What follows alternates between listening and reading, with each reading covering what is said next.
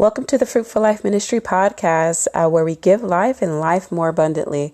This is Takia. I am your host. For today's podcast, it's all about parenting. That's what I want to talk to you about today. I don't have kids. I am a child. I was raised in a single mother household. My dad spent majority of my life in prison. So my mom raised me and my two sisters, and then she took in my two cousins who are younger than me, two boys. So I don't have kids, but yet as a child, I know what it's like to either go to my parent or be pushed away based off of my parents' actions. So today, I'm going to talk from that perspective, right? And just kind of share some of the things that the Lord has shown me when it comes to parenting. Because, it's very interesting. I feel that parents, take a different viewpoint on being a parent when they become a parent versus remembering what it was like when they were a child, right? And so I really pray that everyone who's listening to this podcast, that you are really blessed by the words that the Lord has put on the inside of me to speak to you today. I really pray that they edify you, that they nourish you, that they encourage you, that they strengthen you, but they also encourage you to go back to your Father in heaven and just really seek Him even more when it comes to parenting, your children. And also for those who are like me and you do not have children, I also ask and pray that the words that I speak really help you to, prepare you to become that parent as well. And if you, are just a child and you may have some struggles with your parents, I really pray that these words also, nourish you and edify you and teach you and also humble you before your parents, as well as, our Father in heaven is pleased with. So I really pray that you are truly blessed by the podcast today. And I'm going to go ahead and get into it. So let's talk about the topic today, all about parenting, right? And what I want to use to discuss this is the parable of the prodigal son, right? I'm going to read from, I was going to read from NIV, but I'm going to read from King James Version. And I'm reading the Luke version. So we are in Luke chapter 15, starting at verse 11, right? And before we get into reading, I kind of want to give you some background on, I would say, just kind of like my upbringing. Like I told you, I was raised in a single, parent household. I'm the middle child of two sisters, one older by 3 years, one younger than me by 6.5 years. And so, being a child and watching my mom raise us, parenting always kind of fascinated me, right? And by no means do I believe that I have like the best viewpoint on parenting, because by all means, I know I'm flawed in this in so many different ways, right? But also I believe my flaws has also helped me, or I should say exposed me to some truth in terms of what the Lord has shown me, right? Because I did not always agree with my mom's way of doing things, and by no means still agree with my mom's way of doing things. But by the grace of God, he still, like, to this day is teaching me to like honor my mom, right? For who she is and who God has made her, right? Whether we agree on things or whether we do not. But just to give you a little background on my way of growing up, like growing up as a child, my mom, I should say, if she was to tell you, she would say, oh yeah, Kia, she'll call me Kia as my nickname. She's like, Kia was, obedient. Like she obeyed. She didn't make things difficult for me, right? She went to school. She did her homework. She came home, did her homework. She had her extracurricular activities that she did. She got a job, when she was 16. I helped her get her car, and she paid her bills, Like she didn't give me too much of a difficult time. Like that's what I always hear my mom saying about me, right? To other people. And so I believe she would say that too, if she was sitting here, that I didn't really caused too much of a headache for her. And, from being that child, to me, it was just like, I saw my mom like, oh my God, my mom is struggling out here. Like, I don't want to cause even more trouble, right, for her. But also, I'll tell you this from a negative standpoint, in terms of what was in my mind. My mind was like, okay, I don't want to cause too much trouble, but yet I still want to do these things that are not right. So I'm just going to sneak and I'm just going to lie and I'm just going to do these things anyway. Right. But I'm not going to do it in a way to where I know it's going to cause, trouble from my mom. I'm going to do it, but I'm going to do it in a way to where I'm not going to get in trouble myself. Right. Which is going to cause her to even worry and stress even more. Right. So it's like, yeah, I had enough care, I should say, in my heart to say, Lord, I don't want to hurt my mom anymore. But I also was mischievous. I still wanted to do things I wanted to do, right? I still wanted to go out. I still wanted to hang out. I still wanted to party. But also there was a part of me that said in my heart, I don't want to get in trouble myself, right? And every kid, the Lord has shown me that every child, just like the ocean has a boundary, has a threshold, that the Lord has established in the ocean, the same thing is established for each and every human being. We each have some threshold on the inside of us that says enough is enough, right? We each have some boundary set on the inside of us that says, I'm not taking this anymore, or either I'm not doing this anymore, right? We have that established on the inside of us, right? It's in our DNA. It's how God made us, right? To where we just don't test the limits anymore, or we choose what is right, right? And so it's like, seeing that encourages me when I'm looking at someone else to trust that they will get it, right? And that they will come to a point to where, they surrender their all. So, speaking of surrendering their all and speaking of getting it, I want to go now into the word and read from Luke chapter 15, starting at verse 11. And this is Jesus speaking a parable, right? So it says, I'll start from verse 10. It says, likewise, I say unto you, there is joy in the presence of the angels of God over one sinner that repenteth. And he said, a certain man had 2 sons, and the younger of them said to his father, Father, give me the portion of my goods that falleth to me. And he divided unto them his living. Now, let's stop for a moment, right? Let's just kind of put some things into perspective. We can imagine that this father, who was wealthy enough, right, to have this inheritance stored up for his kids, he also had wisdom that if I give my child, my youngest child at that, all of his inheritance right now, he's going to go and squander it. He's going to go and do something stupid, right? He's going to go and just waste it, right? So the father, we could imagine, had enough wisdom to know that my son will go off and do some foolish stuff if I give him all of his inheritance. Yet, what do we find? The father still gave his inheritance, right?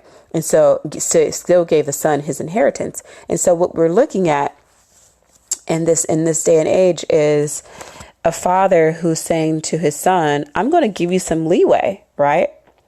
And for those who are parents, I know, like, giving your child leeway, it just like sends even more fear, more worry on the inside of you, because you think, and you know that if you give your child leeway, they're going to go and do some silly stuff, right? They're going to go and do some crazy, foolish things because they lack wisdom, they lack understanding, they lack knowledge.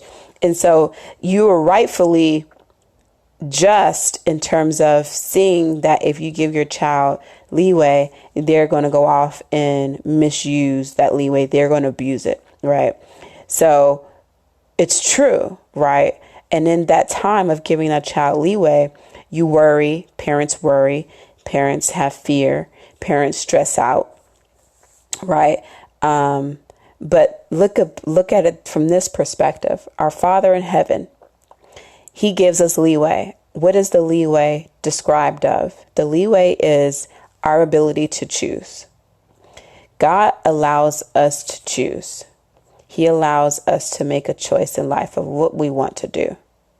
What we find is that on earth, our earthly parents don't allow the children to make choices. It's like the choice is already made for the child, because the parent feels that if they allow their child to make choices, the child is going to make the wrong choice.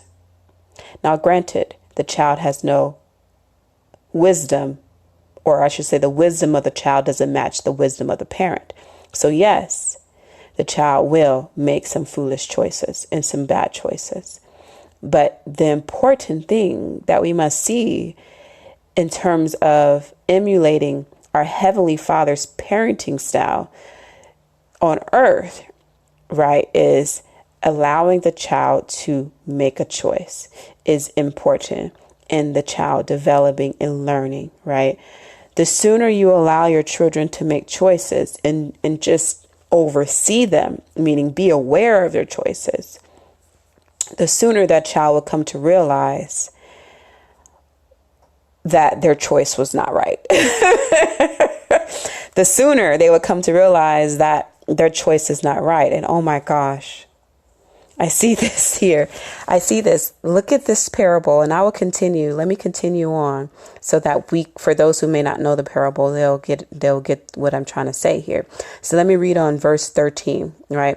And not many days after, the young son gathered all together and took his journey into a far country, and there wasted his substance with riotous living. And when he had spent all, there arose a mighty famine in that land, and he began to be in want.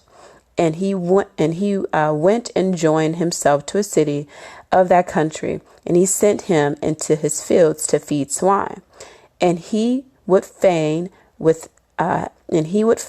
have filled his belly with the husk that the swine did eat, and no man gave unto him. And when he came to himself, he said, How many hired servants of my father's have bread enough and to spare, and I perish with hunger? I will arise and go to my father, and I will say unto him, Father, I have sinned against heaven and before thee, and am no more worthy to be called thy son. Make me as one of thy hired servants. And he arose and came to his father. But when he was yet a great way off, his father saw him and had compassion, and ran and fell on his neck and kissed him. And the son said unto him, Father, I have sinned against heaven and in thy sight, and am no more worthy to be called thy son. But the father said to his servants, Bring forth the best robe and put it on him, and put a ring on his hand and shoes on his feet, and bring hither the fattened calf and kill it, and let us eat and be merry. For this my son was dead and is alive again. He was lost and is found. And they began to be merry. Now his elder son was in the field, and he came and drew nigh to the house. He heard music and dancing, and he called one of the servants and asked what these things meant. And he said unto them, Thy brother is come, and thy father hath killed the fattened calf, because he hath received him safe and sound. And he was angry and would not go in. Therefore came his father out and entreated him. And he answering said to his father, Lo, these many years do I serve thee, neither transgressed I at any time thy commandment, and yet thou never gavest me a kid, that I might make merry with my friends. But as soon as thy son was come, which hath devoured thy living with harlots, thou hast killed for him the fattened calf. And he saved unto him. And he said unto him, Son, thou art ever with me, and all that I have is thine. It was meet that we should make merry and be glad. For this thy brother was dead and is alive again, and was lost and is found. Right. And so what I'm saying now, to go back what I was saying, the youngest child who said, let me go ahead and ask for my inheritance, and then he went off and squandered it. Right. That youngest child learned something. Right. The father allowed that child to make a choice. And in that child's choice, that child learned that their choice was bad. Right. That child's choice showed them that, oh my gosh, everything outside of my father's house is nothing to be compared to what I can find in my father's house. So the child who never made a choice of his own, but only stayed in this restricted area, didn't learn anything, right? And so the child thought all this time the oldest child thought all this time by not making a choice, I'm doing what is best. I'm staying in this upright position. I'm never walking away. I'm never trying anything. I'm never testing anything. I'm never figuring out things, in this life to figure out what I'm made of, to figure out what this life is made of. That child who stayed in this restricted boundary didn't even know his father. Like that child who stayed in this restricted boundary didn't even know the love of his father. But yet the youngest child who was given a choice and was allowed to go out and given leeway, allowed to go out and test the reins to see what he was made of, learned that, oh my gosh, my father provides. My father provides for the lowest people in his house, which is his servants. And I'm over here dying of hunger. I'm going to go back home. And because I realize that at home, I have everything that I need and some. So I'm going to go back and be like, look, Father, like I've sinned against you and I've sinned against heaven. But yet I'm returning to you as a servant. Give me something to eat. And he believed, like, oh my gosh, I know my father will love me and feed me. He came to realize who his father was simply because he was allowed to make a choice. So for you who are parents, you are afraid to give your child leeway in making choices. Granted, yes, I understand there's many things that can happen that are not good. And there have been many stories of things happening to children that are not good, right? But for those who, it goes back to the root of that child's upbringing. It goes back to the foundation. And so let's talk about the foundation of parenting. And I would compare it to this parable. In this parable, we can imagine that this father built his children with some form of foundation showing, okay, look, I'm a father who provides for you, right? I'm a father who knows how to take care of my household, right? I'm a father that knows how to take care of my servants, right? I provide, I nourish, I teach, I give understanding. Like this father, we can imagine, had some form of wisdom, some form of knowledge, right? Because he built wealth. He had an inheritance stored up for his kids. So he was teaching his kids, if anything, by example, right?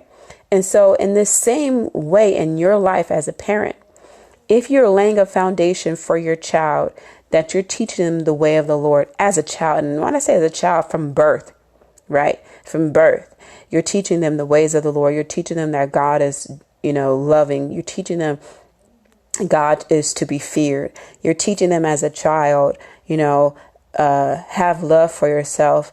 You're teaching them that as a child, they are important. They have an identity as a child from birth, 1, 2, 3, 4, 5, 6, 7, 8, 9, 10. Like if you are instilling that in your children from a young age, you are laying a good foundation, and that foundation will hold up when your child steps out and they begin to experience the things in this world.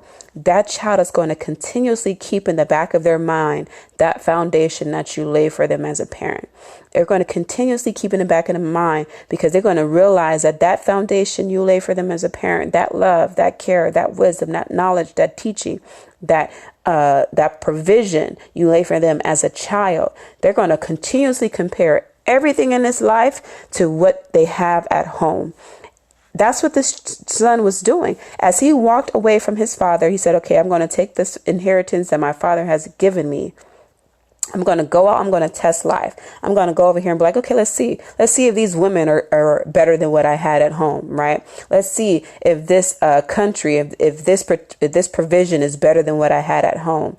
Let's see if these people going to love me and take me in more than what my father did at home. Let's see if this person who takes care of these pigs going to provide for me at least the way I had at home. Like, this child was comparing the love that he had at home to the love that he can find and fulfill in this world. He was constantly comparing. He was testing the reins. He was like, okay, let me compare what I had at home to what I found out here in the world. Is it holding up? Is it better? Is everything that my father taught me at home panning out to be what I'm finding in this world? Do people love me out in this world? Do people love me?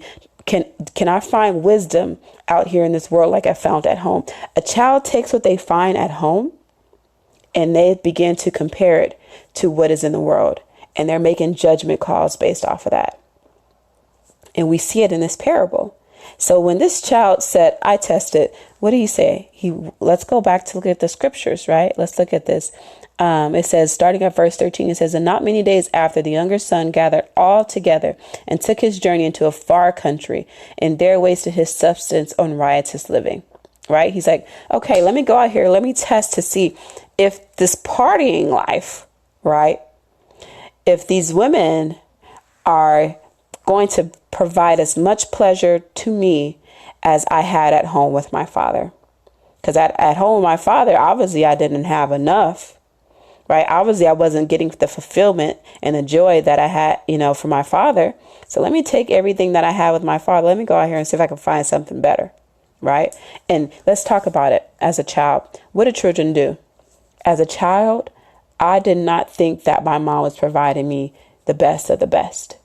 Constantly in my thoughts, I was always had this thought testing me that says, oh, my mom is not loving me the best. The love that my mom is not giving me is not what I need. The love that I'm getting from my dad is not what I need. The love that I'm getting here at this house, the food that I'm getting in this house is not the best, right? As a child, that is what is constantly being fed into that child's mind, right?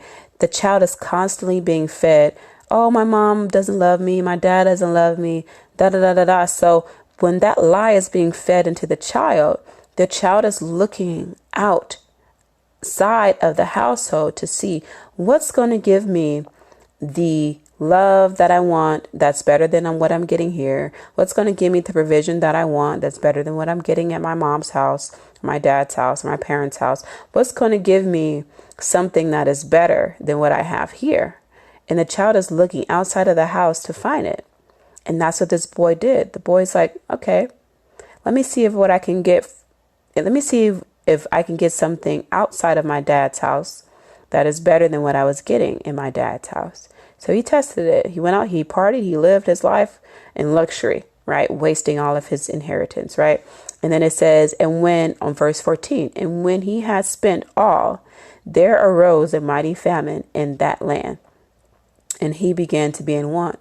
So now he's testing, okay, now I'm in need. Okay, well, I also, I had some needs in my father's house before I even came here.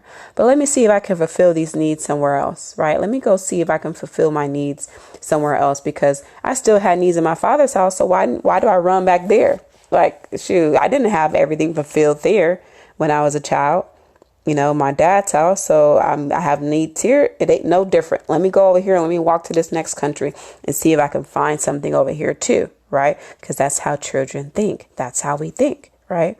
We're testing our parents and the foundation that they have laid for us. It's going to happen. Every child does it, right? So let's look at verse number 15. And it says, and he went and joined himself to a citizen of that country, and he sent him into his fields to feed swine. So now he found a friend, not really a friend, but another person.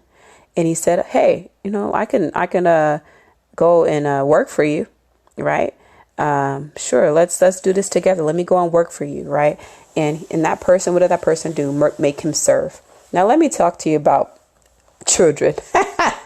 What we do not like doing is working in our parents' house. Okay. Like it's in every child. I don't know many children who says, oh, I love taking out the trash. Oh, I love washing these dishes. Oh my gosh, I love vacuuming and sweeping and mopping the floor. Oh, I love doing gardening work. Like, oh my gosh, I just love this so much. Like, no child says that, right? And so what is being tested now? The exact thing that's being tested now is exactly what was tested in this child while he was in his dad's house. The child was having to do labor and work, right? And now he finds himself in that same predicament. But what's the difference in this predicament he is now? It says, verse 16, and when he would fain have filled his belly with the husk that the swine did eat, and no man gave unto him, right? And so this guy here now is in his position to where he's like, oh my gosh, I'm feeding these pigs, but I don't even have nothing to eat, right? He's like, but at least when I was serving in my dad's house, I had some food to eat, right? He's like, at least when I was serving in my dad's house, I have food to eat, right? Because I mean, like, man, I'm over here finding myself in the same thing, right? And so that's how life unfolds. The child is on this path. They're constantly comparing what they had at home to what they have in the world. It's a constant comparison, right? They're testing it because, again, what is the child testing? The child is testing the lies that was being fed to them as a child. My mom is not loving me right. My dad is not loving me right. My mom is not providing me the shoes, the clothing, everything that I want. I'm not getting everything that I want at home.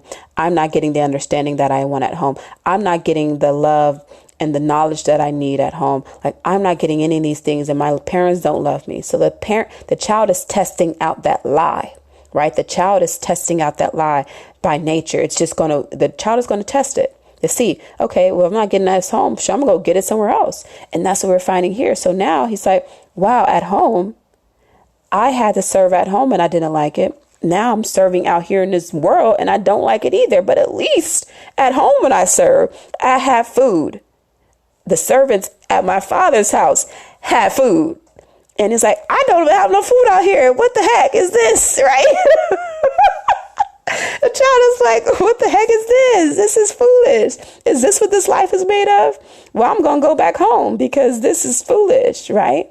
And so now the child, it says, excuse me, in verse 17, I'm reading NIV version now. It says, when he came to his senses, he said, how many of my father's hired servants have food to spare? And here I am starving to death. I will set out and go back to my father and say to him, Father, I have sinned against heaven and against you. I am no longer worthy to be called your son. Make me like one of your hired servants. So he got up and went to his father. And this is what I'm trying to get to you guys today who are parents. Children will test everything you have taught them as a child. They're going to test it in the world. They're going to see if it's true. They're going to see if it's valid. They're going to see which one is better. The love I got from my parents at home or the love that I'm getting in this world. The provision that I got at home or the provision that I'm getting in this world. They're going to test it. So allow them that ability to test it, right? Our Father in heaven allows us the ability to test his truth, right? Try him, right? Not test him to where, where it talks about you shouldn't test the Father, right? In the gospel, but test him, meaning I'm gonna pray and I'm gonna ask you these things to see if they come to pass, right? We're going to test it naturally. So that's all your children are doing. I want to encourage you today that that's what your children are doing. They're just testing you. They're just trying to see if you are made up of everything that you have said that you're made up of. They're testing the foundation, right?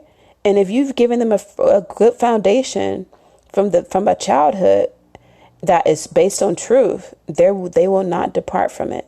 When they reach their senses, they're going to realize that, oh my gosh, my parents were right. My parents were telling me the truth. My parents were loving me. My parents were providing for me. my parents were giving me truth. They were giving me knowledge and understanding, right? And they're going to reach a point where they're like, you know what? I'm going to return back home because this life out here is foolish. I don't want to be like this. I don't want to be. And it's the child is going to reach that because you know why? The child doesn't have wisdom, right? The child gains wisdom through learning, right? We gain wisdom and we gain patience by going through different trials. And so what I'm trying to encourage you today is allow your child breathing room. Allow your child the ability to grow. Allow